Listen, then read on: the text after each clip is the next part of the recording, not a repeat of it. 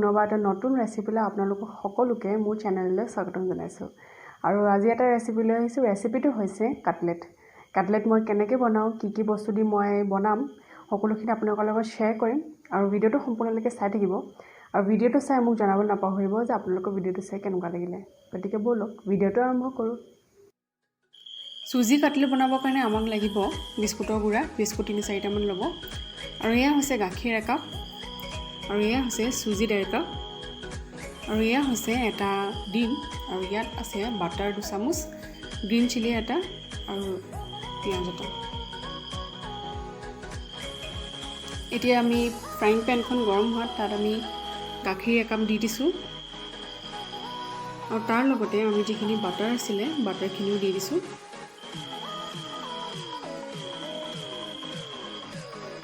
এতিয়া বাটাৰখিনি গাখীৰত ভালদৰে মিশ্ৰণ হৈ যোৱাকৈ আমি এনেদৰে লৰাই থাকিম।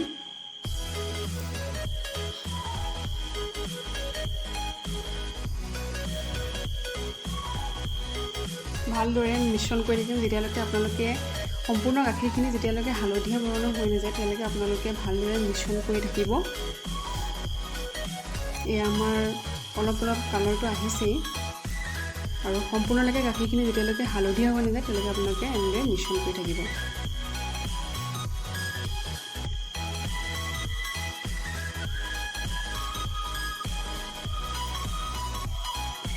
এই আমাৰ গাখীৰখিনি প্ৰায় ৰেডি হ'ল। এতিয়া আমি চুজিখিনি যিখিনি আছিলে চুজিখিনি দি দিছোঁ।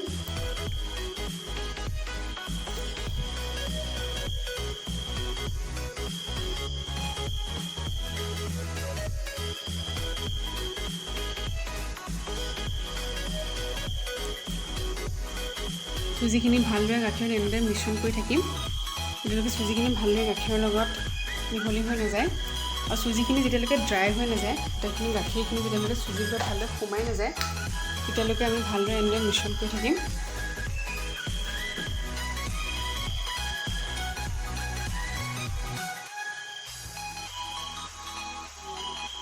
এইদৰে ভালদৰে আমাৰ চুজিখিনি প্ৰায় ড্ৰাই হৈছেই, আমি অলপ সময় আৰু অকণমান ভাজিম।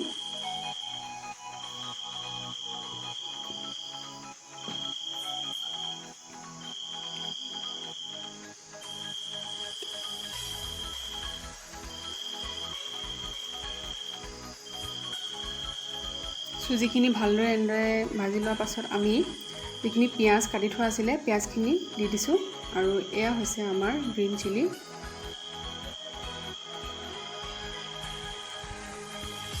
আদাখিনি ভালদৰে মিশ্ৰণ কৰি ল'ম চুজিৰ লগতে।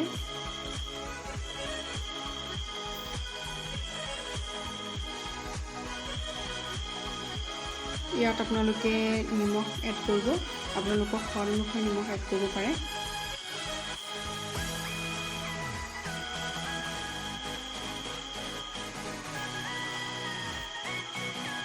এতিয়া চুজিখিনি আমি ভালদৰে নিমখৰ লগত মিশ্ৰণ কৰি লওঁ, নিমখখিনি যাতে ভালদৰে সোমাই যায় ভিতৰলৈ।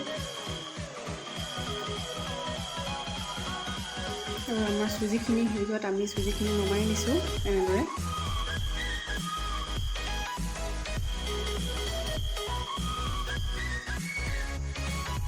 আৰু চুজিখিনি নমাই অনাৰ পাছত আমি চুজিখিনি ঠাণ্ডা হ'বলৈ দিম, আৰু ঠাণ্ডা হোৱাৰ পাছত আপোনালোকে এনেদৰে ৰাউণ্ড শ্বেপত নহ'লে আপোনালোকে যিকোনো শ্বেপত কাটলেটৰ শ্বেপ দিব। কাটলেটৰ দৰে আপোনালোকে ভালদৰে এনেদৰে শ্বেপ দি ল'ব, আৰু আটাইখিনি শ্বেপ দি আমাৰ ৰেডি হৈছে।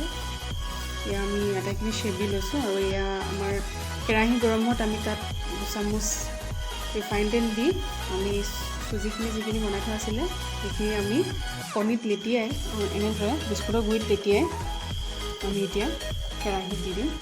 বিস্কুটৰ গুড়িটো মই আপোনালোকক আগতেও কৈছিলোঁ যে ক্ৰিস্পি হ'বৰ কাৰণে বিস্কুটৰ গুড়িটো দিয়া হয়, খাবলৈ অলপ মচমচীয়া হয়, খাই ভাল লাগে। এইদৰে আমি পানটো এনেদৰে কণীত লেটিয়াই আৰু এইদৰে বিস্কুটৰ গুড়িত লেটিয়াই আমি কেৰাহীত দি দিম। আৰু এটা কথা মন কৰিব যে জুইটো আপোনালোকে মিডিয়াম ফ্লেমত ৰাখিব, বেছি হাই ফ্লেমত ৰাখিলে বস্তুখিনি জ্বলি গুচি যাব, সেইটো কাৰণে মিডিয়াম ফ্লেমত ভাজি থাকিব।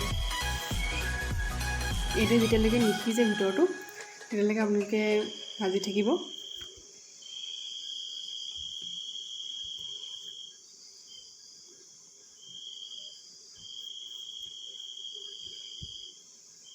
এয়া অলপ ৰঙচুৱা যেতিয়ালৈকে এনেধৰণৰ কালাৰটো নাহে তেতিয়ালৈকে আপোনালোকে ভাজি থাকিব। আৰু এয়া আমাৰ এই দুটা হৈ গৈছে, আমি জুইৰ পৰা নমাই আনিছোঁ। এতিয়া আমি আটাইখিনি এনেদৰে ভাজি ল'ম। আৰু এয়া আমাৰ ফাইনেল লুক, আমাৰ কাটলেট ৰেডি, চুজিৰ কাটলেট। আৰু এইদৰে আপোনালোকে চচ নহ'লে আপোনালোকে যিকোনো চাটনিৰ লগত পৰিৱেশন কৰিব পাৰে। আশা কৰোঁ আপোনালোকে মোৰ ভিডিঅ'টো চাই ভাল পালে, আৰু যদি ভাল পালে তেতিয়াহ'লে মোক কমেণ্ট বক্সত জনাব নাপাহৰিব যে আপোনালোকৰ ভিডিঅ'টো চাই কেনেকুৱা লাগিলে। আৰু পুনৰবাৰ এনেকুৱা এটা নতুন ৰেচিপিলৈ আপোনালোকৰ ওচৰত পুনৰবাৰ হাজিৰ হ'ম। আৰু তেতিয়ালৈকে যদি আপোনালোকে মোৰ ভিডিঅ'বোৰ চাই ভাল পাইছে তেতিয়াহ'লে মোৰ চেনেলটো লাইক কৰিব, শ্বেয়াৰ কৰিব, ছাবস্ক্ৰাইব কৰিব আৰু কাষতে থকা বেল আইকনটি প্ৰেছ কৰিব।